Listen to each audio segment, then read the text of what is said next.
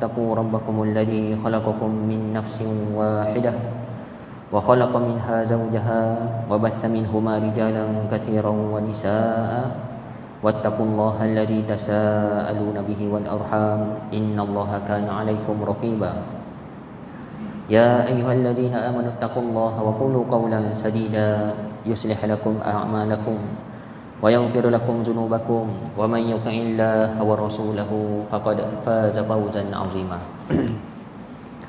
اللهم صل وسلم على سيدنا محمد وعلى آل سيدنا محمد. Alhamdulillah, syukur pada Allah Subhanahu wa taala. Alhamdulillah, segala puji bagi Allah.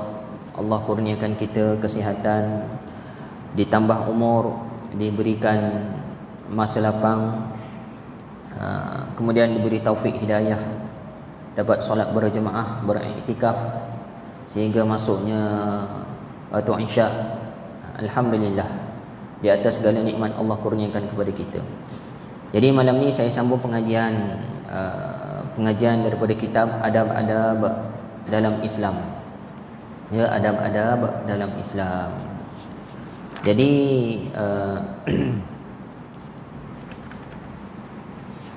pada malam ini saya sambung, ya.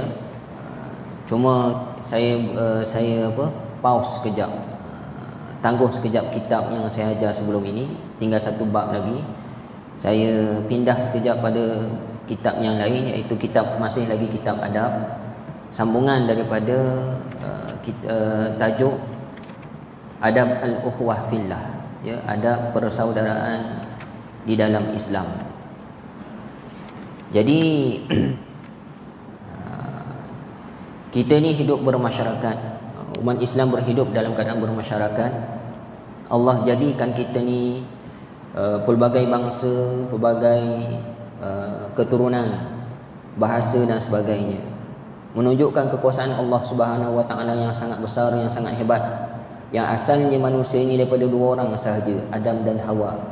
Kemudian lahirlah anak-anaknya, berkembang sampailah sekarang menjadi beberapa ratus bahasa, beberapa ratus bangsa, ya. Asalnya daripada dua orang sahaja. Itulah menunjukkan betapa berkuasanya Allah Subhanahu wa taala. Jadi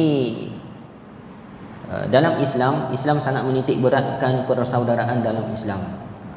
Sehingga Rasulullah sallallahu alaihi wasallam menyebutkan banyak tanda-tanda orang beriman ni adalah orang yang sangat menjaga persahabatan, ya.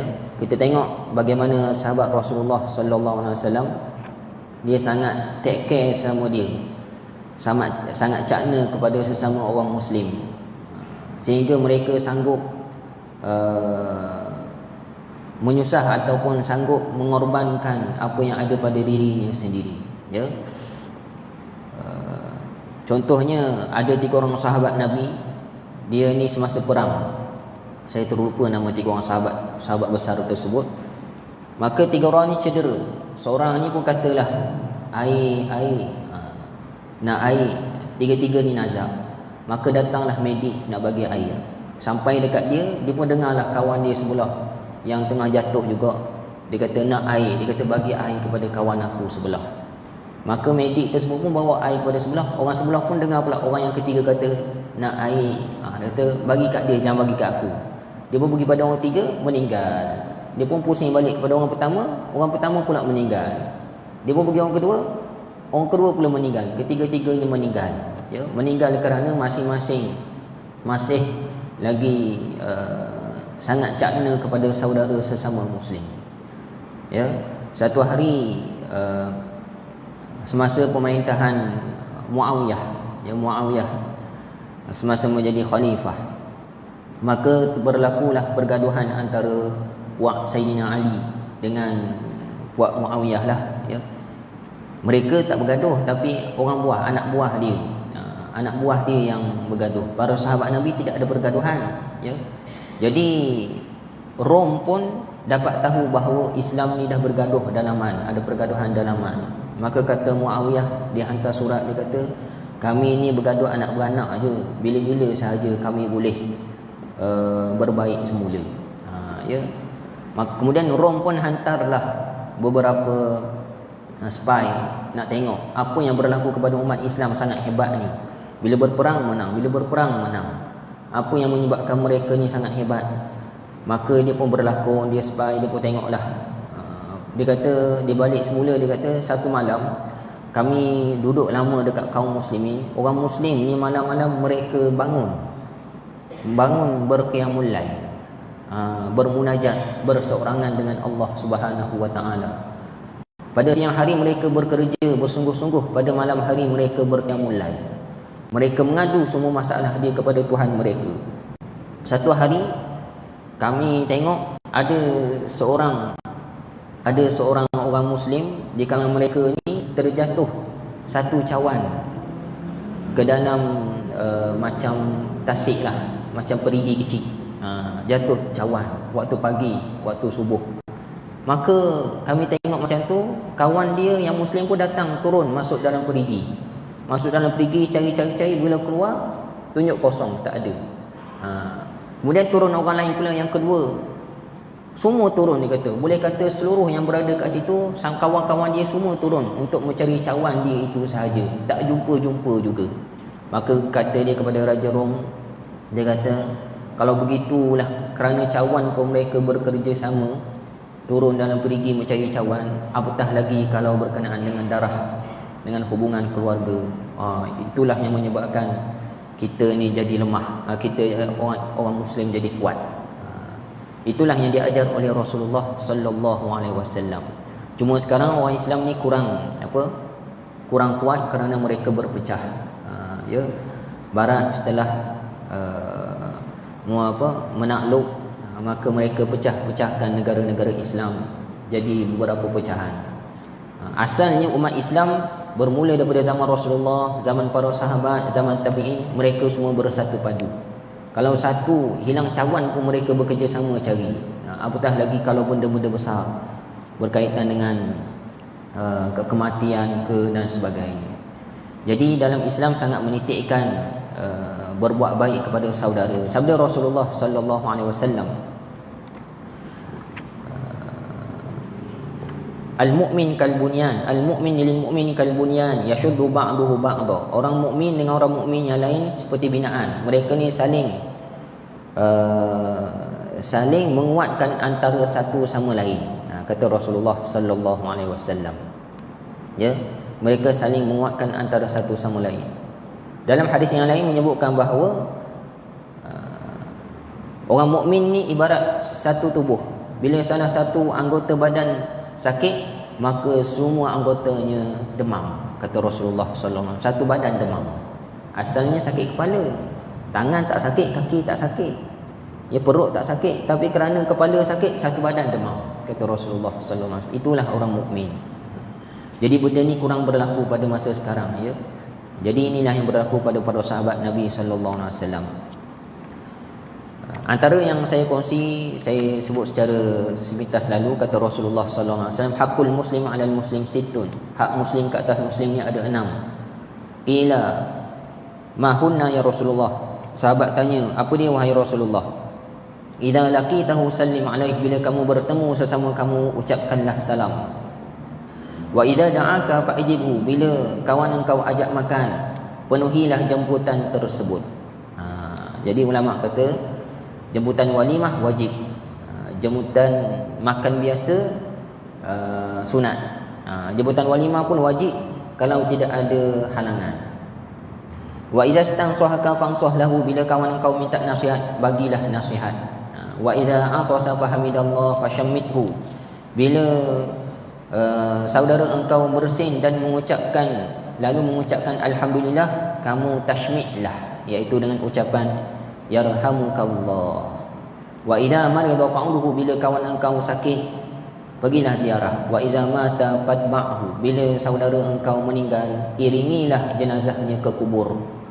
Inilah kewajipan orang mukmin yang diajar oleh Rasulullah sallallahu alaihi wasallam. Bila sebut hakul mukmin, hakul muslim, hak orang muslim maknanya kewajipan. Jadi hukum jawab salam ni wajib kalau orang Islam bagi salam.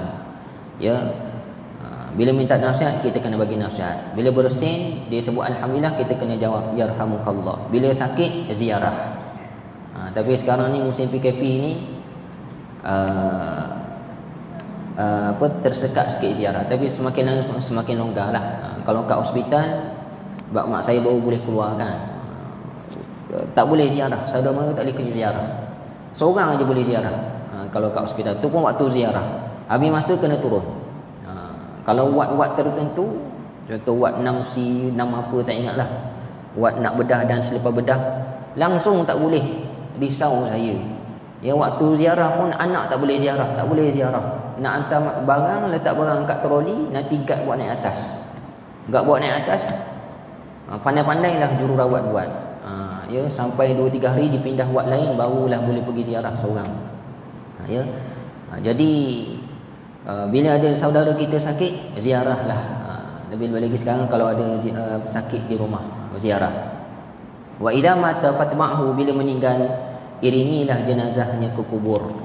Ya, iringi jenazah. Sekarang ni tuan-tuan, orang tak berapa suka iringi jenazah ke kubur. Ya. Kita bolehlah, kita orang Masjid Surau, kita pergi. Tapi anak-anak kita malas. Siapa meninggal? Ayah pergilah.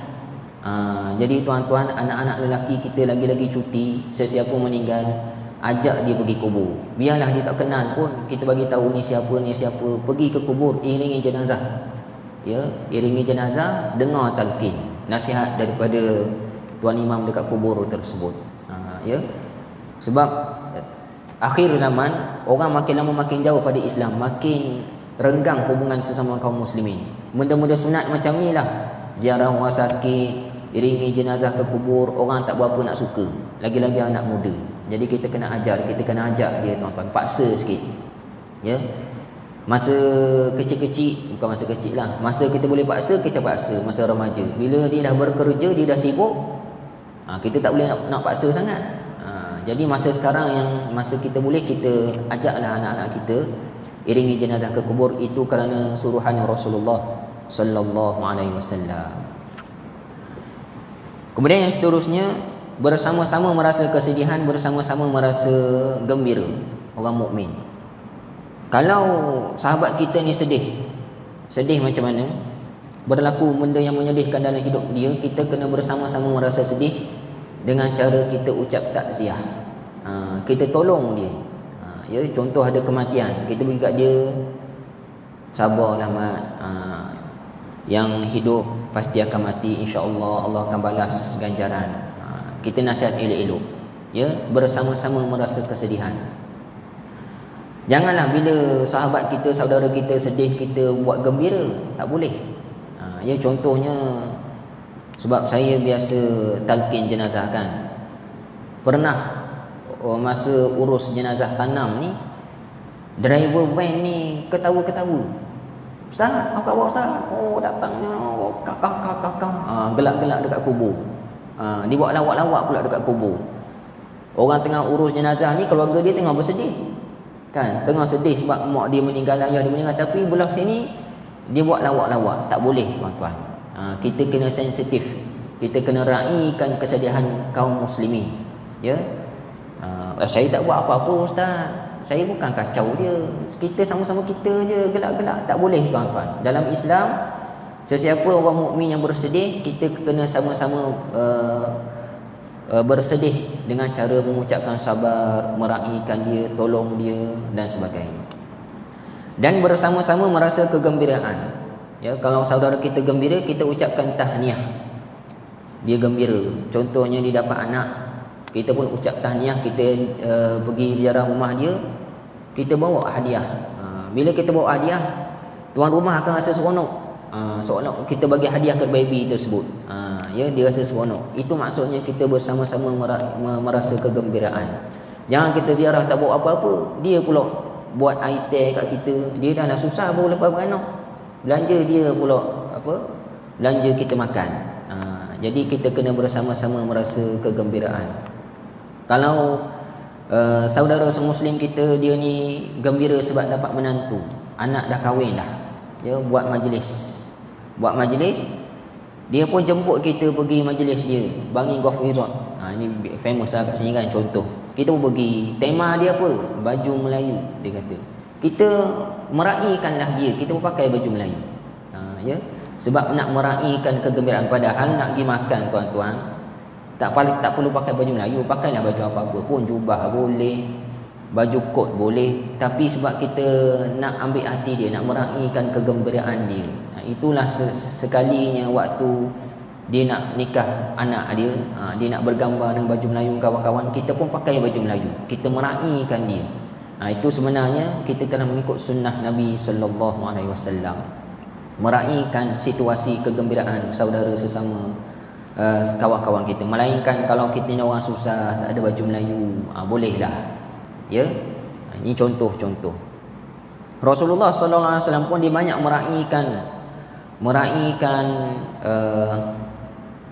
meraihkan suasana apa-apa pun, ya.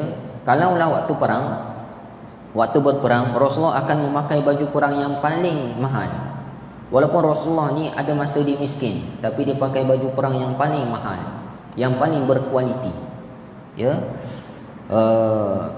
Baju perang pada zaman dulu mahal tuan-tuan. Kalau ditukar zaman sekarang boleh jadi harga kereta, ya, mahal. Jadi Rasulullah pakai baju perang yang paling mahal. Sebab apa? Dia nak menunjukkan contoh kepada orang mukmin yang lain, sahabat-sahabat yang lain. Time semayang betul-betul. Time perang betul-betul. Bukan perang pakai pergi tangan kosong. Mesti senjata paling mahal, pedang yang paling tajam, perisai yang paling keras, baju yang paling canggih, baju perang yang paling canggih, ya. Jadi contoh tauladan Rasulullah sallallahu alaihi wasallam. Padahal Nabi ini doa dia makbul. Boleh je dia pergi perang, dia berdoa pada Allah, ya Allah yang aku pakai jubah ni, pakai jubah, pakai serban, pakai kain pelekat, contohlah. Kau buatlah segala panah, pedang, lembing yang tertuju kepadaku semua tak kena. Kalau Rasulullah doa macam tu makbul, ya. Buatlah macam mana pun takkan kena. Tapi Rasulullah tak. Dia tak doa macam tu. Dia berpenampilan memang seorang satria, seorang pahlawan. Dia tak doa minta lembing apa semua, tak. Rasulullah hanya minta kemenangan sahaja. Ya Allah, berikanlah kemenangan kepada kaum muslimin. Itu doa Rasulullah sallallahu alaihi wasallam, ya. Jadi kita pun macam itulah. Kalau waktu solat, orang Islam solat, kita pergi surau masjid, kita lapang, kita pakai jubah baju Melayu, ya. Kalau masjid surau buat gotong royong, takkan nak pakai jubah juga, gotong royong, pakailah baju yang selayaknya, ya, untuk gotong royong dan sebagainya.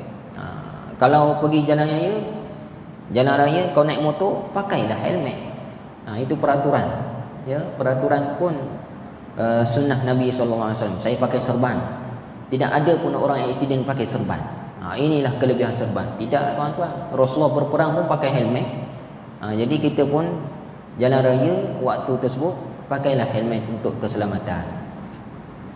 Baik, kemudian yang seterusnya, sabda Rasulullah SAW, la yu'minu ahadukum hatta yuhibba li akhihi ma yuhibbu li nafsihi. Tidak sempurna iman seseorang sehingga ia menyukai sesuatu kebaikan bagi saudaranya apa yang dia suka pada dirinya sendiri. Hadis riwayat Imam Bukhari dan Muslim. Jadi antara ciri-ciri orang yang sempurna iman, baik iman dia adalah apa yang dia suka pun dia harap kawan dia dapat macam dia. Ya, macam tu. Apa yang dia tak suka, dia harap kawan dia tak dapat. Janganlah jadi macam dia. Contohlah dia kena scam dengan siapa-siapa, dia pun bagi amaran dalam grup penduduk, saya telah kena scam dengan orang ni, harap berhati-hati, duit saya dah terbang 3,000. Tuan-tuan jangan terkena pula, ini nombor dia. Ini ciri orang beriman yang bagus. Tapi kalau ada orang, aku dah kena 3,000, senyap sudahlah, harap-harap kawan-kawan aku orang masjid suruh kena jugalah 2-3 orang. Kalau macam tu perangai kita tak betul. Orang yang ada masalah iman, ya, kita dapat sesuatu manfaat, maka kita pun bagi tahu kawan-kawan kita juga. Tadi saya pergi, contohlah, saya pergi kedai-kedai ini ada diskaun banyak, kedai baru buka, pergilah. Dia kata sampai tengah hari sahaja. Kita pun maklum kepada orang lain supaya sama-sama dapat manfaat. Kalau begitulah perangai kita, insya-Allah, ya, itu tanda-tanda iman kita bagus. Sama juga kita tak suka keburukan. Kita tak suka orang buat sesuatu benda tak elok pada kita, kita pun tak nak buat benda tersebut kepada orang lain. Ya, mudah-mudahan orang lain tak kena. Jadi itu antara ciri-ciri orang beriman. Sabda Rasulullah SAW lagi, man zaba an lahmi akhihi bil ghaibah kana haqqan 'ala Allah an yu'tiqahu minan nar. Sesiapa yang membela kehormatan saudaranya yang sedang diumpat, sedangkan saudara tidak berada di sisinya, maka menjadi hak Allah untuk membebaskannya daripada api neraka. Hadis riwayat Imam Ahmad dan At-Tabrani. Pengajaran di sini nak bagi tahu kelebihan kita backup kawan kita yang sedang kena umpat, Allah akan bagi kita pembebasan daripada api neraka. Ya, saya ulang sekali lagi maksud hadis ini. Sesiapa yang membela kehormatan kawannya yang sedang diumpat, sedangkan kawannya tidak ada di sisinya, maka Allah akan membebaskannya daripada api neraka. Ya. Contoh, kita duduk 3 orang. Kemudian kawan kita seorang ni dia mengumpat si B yang tak ada dalam majlis ni. Mi, dia ni buat macam ni, kau tak baik cakap macam tu, sebenarnya dia baik, kau silap tu. Ya. Sebab sebi tak ada dalam majlis tersebut. Kawan kita yang dengar macam tu hilang mood terus nak mengumpat. Hilang mood nak mengumpat, tak jadi nak mengumpat. Maka perangai kita yang macam tu, selamanya kita buat macam tu dengan siapa-siapa pun, maka menjadi hak Allah membebaskan kita daripada api neraka. Kita boleh jadi ada macam-macam dosa, kita tak tahu dosa apa yang kita buat yang Allah tak ampun lagi. Tapi dengan amalan ini mudah-mudahan Allah selamatkan kita daripada api neraka walaupun kita ada dosa. Ya. Kalau tuan-tuan nak duduk dalam grup penduduk ke, grup surau ke, grup taman ke, grup jalan ke, contohlah, ada je start mengumpat, ya, tuan-tuan tak diam, tuan-tuan terus potong jalan. Tak baik cakap macam orang tu, ini dikira mengumpat, sebenarnya saya bersama dia sendiri, dia ni baik. Tuan-tuan tu masuk, 2-3 orang mengumpat tersebut, senyap terus. Dia jadi mati akan. Alamak, ada orang backup lah pula. Ya, asalnya mengumpat kita masuk, asalnya mengumpat kita masuk, kita bela. Contohlah, bela benda yang betul. Maka kalau kita perangai macam tu, insya-Allah Allah bebaskan kita daripada api neraka. Janganlah pula kita jadi orang yang kedua, yang ketiga. Orang kedua macam mana? Dia diam. Bila start mengumpat, diam. Dia tengok je, scroll panjang juga beratus-ratus start mengumpat ni. Teruk betul lah orang ni. Orang ketiga lagi teruk. Dia bukan setakat scroll, dia tambah lagi. Betul lah, orang ni macam ni, betul lah. Contoh. Maka orang kedua ketiga ni tak dapat pahala pembebasan daripada api neraka. Ya. Kemudian ada seorang pula saya jumpa, saya pernah backup ustaz, saya backup kawan saya kena umpat, sekali saya pula kena hentam. Saya left group terus. Boleh juga, ya. Boleh juga. Baik. Kemudian sabda Rasulullah sallallahu alaihi wasallam, man satara akhahul muslim fid dunya satarahullah yaumal qiyamah. Sesiapa yang menutup aib saudaranya yang muslim di dunia, Allah akan menutup aibnya pada hari kiamat.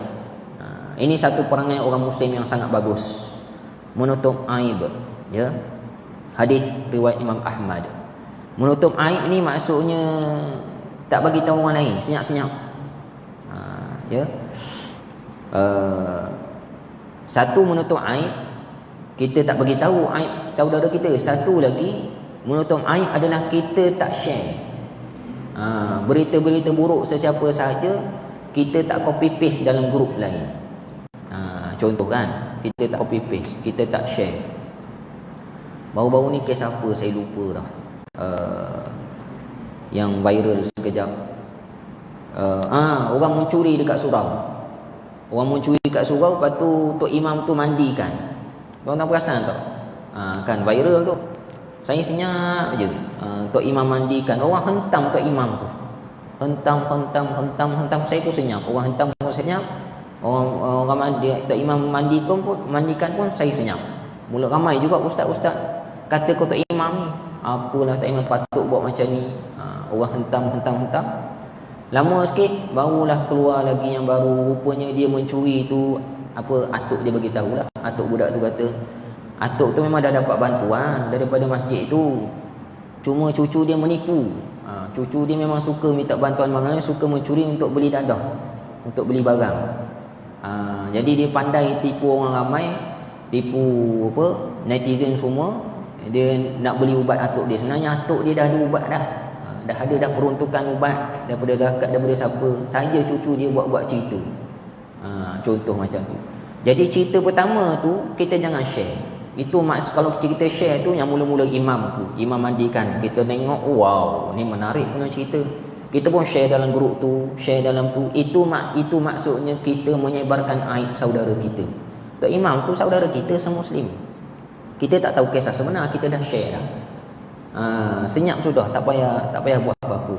Kalau kita senyap, itu tandanya kita menutup aib saudara. Insya-Allah di akhirat kelak, aib kita yang banyak ini Allah akan tutup.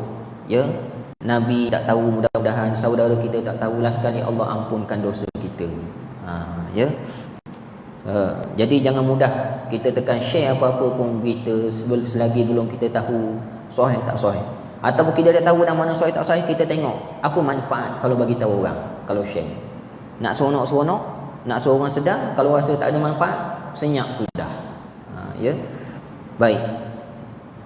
Kemudian seterusnya sabda Rasulullah sallallahu alaihi wasallam, unsur akhaka zaliman aw mazluma.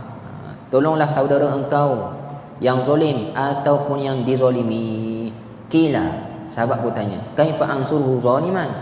Macam mana pula kami nak tolong saudara kami yang berbuat zalim? Kalau tolong saudara yang dizalimi, tahulah. Nak tolong saudara yang berbuat zalim macam mana pula?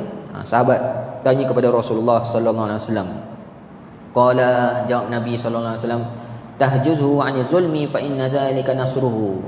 Engkau mencegah saudara engkau daripada buat zalim, itulah cara engkau menolongnya. Kita sekat dia jangan buat zalim, itulah cara kita tolong. Ya. Hadis riwayat Imam Bukhari. Kalau orang kena zalim, kita boleh tolonglah. Dia zalimi, kita tolong. Ya.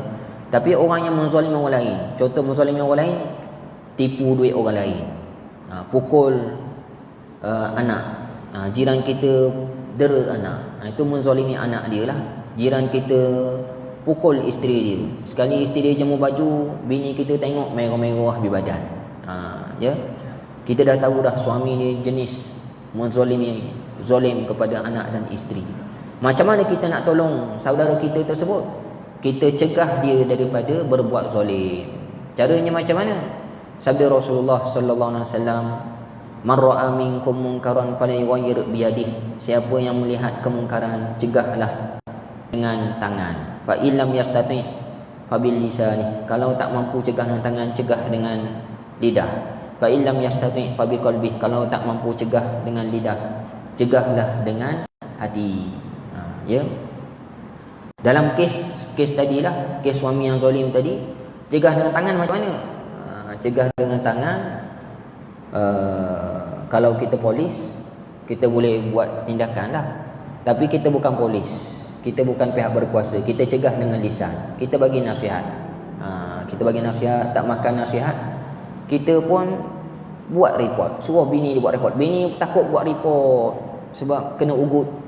Kita lah tolong report, ambil bukti ke, video ke, gambar ke, untuk mencegah suaminya daripada berlaku kezaliman. Itulah bentuk kita menolong saudara semuslim, kata Rasulullah sallallahu alaihi wasallam. Tapi kalau kita biarlah, jangan jaga tepi kain orang, tak baik. Biarlah keluarga dia nak mati-mati je lah, bukan urusan kita pun. Yang penting kita kena selamat. Musim-musim Covid ni tak pedulikan orang lain lah. Kalau begitu perangai kita belum lagi betul-betul beriman kepada Allah Subhanahu wa taala. Cegah dengan hati macam mana ustaz? Cegah dengan hati ni maksudnya kita tak suka dalam hati, dalam masa yang sama kita berdoa supaya Allah tunjukkan jalan penyelesaian, bagi kesedaran ke dan sebagainya. Tapi kalau setakat cegah dalam hati, tak suka, aku tak suka, tapi tak ada tindakan, doa pun tak ada, itu bukan cegah dengan hati, itu perasaan sahaja. Ya. Baik. Kemudian yang seterusnya, sabda Rasulullah sallallahu alaihi wasallam, al-mu'minu akhul mu'min fala yahillu lil mu'min an yabta'a ala bay'i akhihi wa la yakhutuba ala khitbati akhihi hatta yadaru. Orang mukmin, saudara mukmin yang lain. Saudara ni maksud macam adik-beradik. Fala yahillu lil mu'mini an yabta'a ala bay'i akhihi. Tidak halal bagi seorang mukmin ni berjual beli di atas jual beli saudaranya yang lain. Tidak dan tidak janganlah kamu minang pinangan saudaranya sehingga ia meninggalkan tunang tersebut. Hadis riwayat Imam Muslim. Ya. Jangan membeli beli di atas jual beli saudara yang lain. Ini maksudnya macam mana? Maksudnya kita ada kawan lah, contoh kita up sikit harga. Kereta second, berapa kereta ni? 5,000. Okey. Kemudian kita berjumpa tuan rumah. Saya nak beli kereta awak ni. Tak boleh lah, dah ada orang tempah dah. Dia tak bayar lagi, esok dia nak bayar. Berapa dia beli dengan awak? 5,000. Saya bayar 6,000. Jual kat saya lah. Lagipun dia tak bagi duit lagi kan. Ya betul. Okeylah, saya terima-terima. Lepas tu nak bercakap macam mana dia? Awak cakap lah, awak silap sikit, sebenarnya dah ada orang jual. Contohlah, kona-kona sikit. Jadi itu maksudnya jual beli di atas jual beli saudara yang lain. Walaupun halal perbuatan tersebut boleh, tak ada masalah. Tapi dari segi adab tak boleh. Dari segi akhlak dan adab dikira berdosa. Jual beli dikira halal. Ya. Sebab kenapa halal? Sebab jual beli yang pertama tak berlaku lagi sebab dia tak bagi duit lagi. Dia baru cakap mulut je. Esok nanti saya keluar cash, saya baru bagi 5,000. Sekali malam tersebut orang bagi 6,000. Jadi jual beli tersebut tidak beradab. Yang kedua, tidak boleh meminang pinangan saudaranya. Saudaranya maksud orang Muslim. Selagi mana saudara kita ni belum meninggalkan tunangannya tersebut, kata Rasulullah sallallahu alaihi wasallam, tidak boleh. Kalau berlaku juga pinangan tersebut sah, tak ada masalah. Ya, tak ada masalah. Tapi dari segi adabnya berdosa. Ya, contohlah tunang kita dah bertunang dengan Tok Bilal, kan? Dah bertunang Tok Bilal, maka Tok Imam pun pergi jumpa Haji Mat. Haji Mat, saya tahu anak Haji Mat dah bertunang dengan Tok Bilal, tapi saya pun berkenan juga kat Haji Mat. Macam mana nak buat ya? Oh Imam, jangan risau Imam, tak apa, saya boleh putuskan. Kata ayah perempuan tersebut. Saya pandailah kau nak macam mana pun. Sebab Haji Mat suka kat Imam lagi, sebab Imam banyak duit. Contohlah, dia pun ejah macam mana? Ejah. Maka orang perempuan tu katalah, minta maaf Abang Lal. Sebenarnya saya tak ada hati dengan Abang Lal. Saya rasa kita tak serasi. Rupanya tak lama lepas tu bertunang dengan Tok Imam, kahwin dengan Tok Imam. Rupanya dah cocok, Tok Imam cocok. Perbuatan tersebut boleh, tak salah. Bukan tak salah, maknanya sah. Tapi dari sudut adab berdosa. Kita dah tahu Tok Bilal tu bertunang, senyap-senyap sudahlah. Tok Bilal tu kena janganlah kita kona. Janganlah kita masuk cocok pula. Ya. Ada satu istilah, sedangkan isteri orang pun boleh dirampas, apatah lagi tunangan. Kan ada satu istilah. Jadi perbuatan tersebut tak boleh, kata Rasulullah sallallahu alaihi wasallam. Satu hari Rasulullah sallallahu alaihi wasallam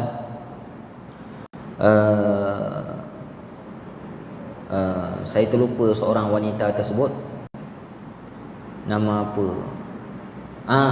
Anak Rasulullah sallallahu alaihi wasallam, Hafsah kalau tak silap. Anak Rasulullah ni bukan anak Rasulullah, anak Umar Al-Khattab. Dia ni baru kematian ataupun diceraikan oleh suaminya.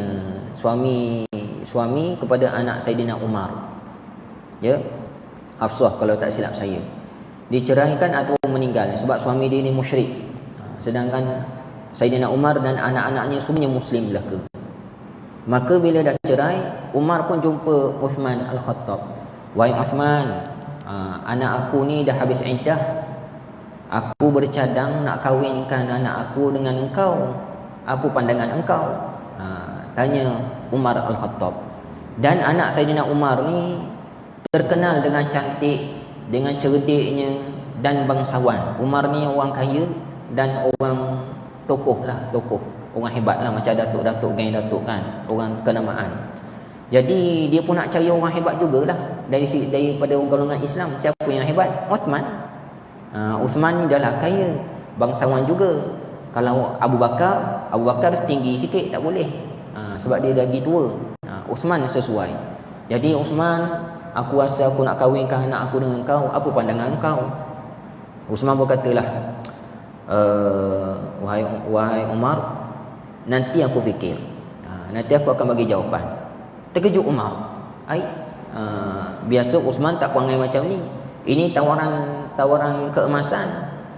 Kalau tawar kat pemuda lain, orang lain takkan tolak punya. Tapi kenapa Uthman tolak? Anak Saidina Umar lagi, anak bangsawan, anak orang Islam, anak yang tu, maka Umar pun tak apalah.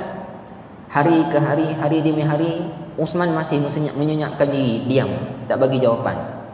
Umar pun lalu depan rumah Uthman tetap senyap kan. Umar pun rasa nak marah dah. Hai Uthman ni, kalau nak cakap nak, kalau tak nak cakap tak nak, jangan buat macam ni. Tapi Umar bukan tak berani, Umar malu nak tegur Uthman. Malu nak tegur Saidina Uthman. Macam mana ni, kalau boleh nak tanya macam tu lah, kau nak ke tak nak? Tapi dia malu, sebab Saidina Uthman ni seorang yang pemalu. Dia sangat menjaga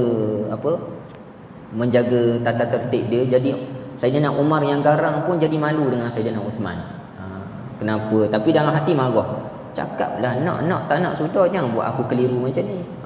Hari demi hari. Tak lama selepas tu datanglah utusan Rasulullah sallallahu alaihi wasallam. Dia pun jumpa Umar. Wahai Umar, saya ni utusan Rasulullah telah bagi tahu Rasulullah nak meminang anak kamu. Macam tu kan.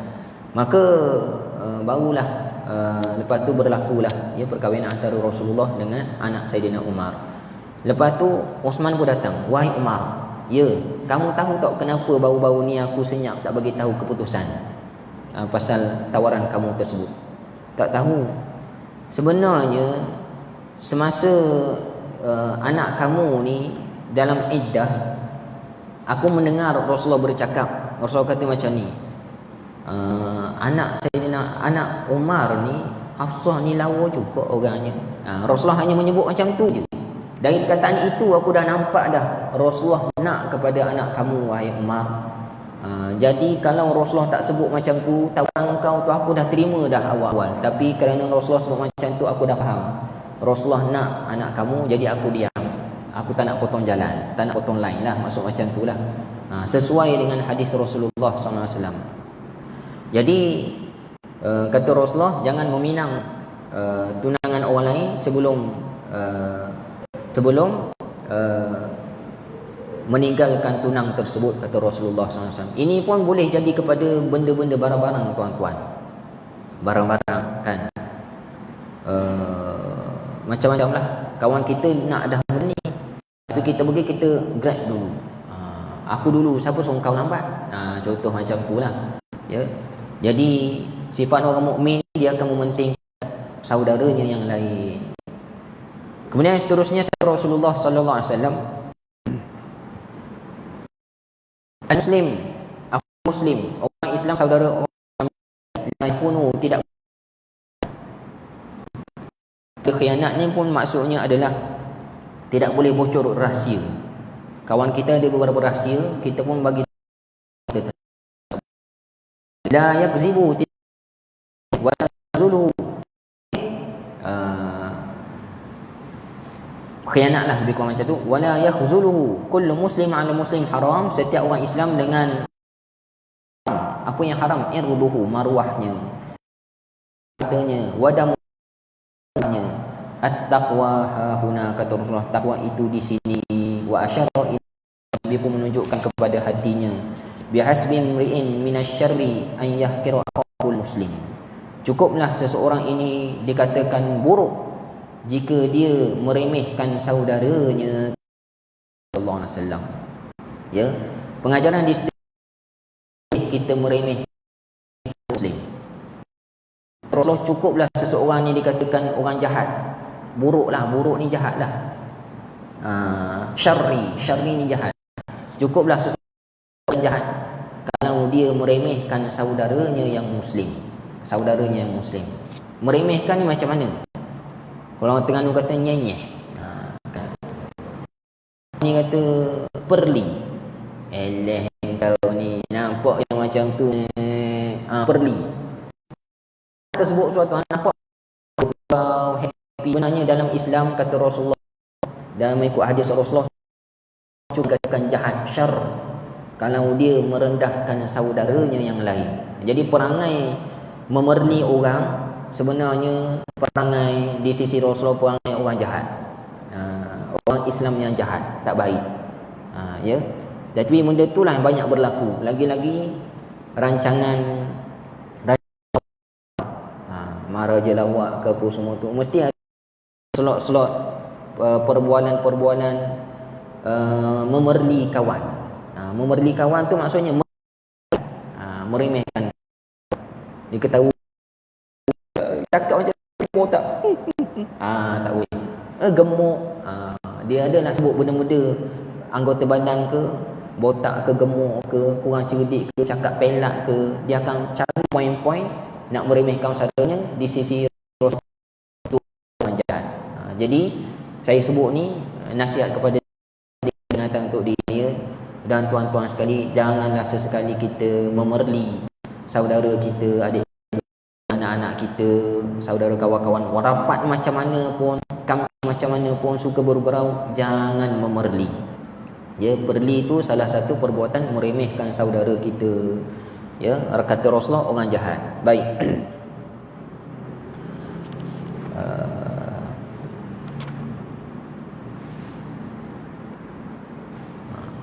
Kemudian yang seterusnya, jangan khianat. Jangan khianat ni panjang sikit huraian dia. Jadi saya rasa cukup dulu sekadar ni. Kalau saya start masuk jalan 5 minit, 7 minit. Jadi saya rasa cukup dulu sekadar ni. Mudah-mudahan sama-sama kita dapat beramal yang baik daripada Allah Subhanahu Wa Taala. Yang kurang lemah saya mohon maaf. Kita tangguh dengan tasbih kafarah. Subhanakallahumma bihamdika asyhadu an la ilaha illa anta astaghfiruka wa atubu ilaik. Assalamualaikum warahmatullahi wabarakatuh.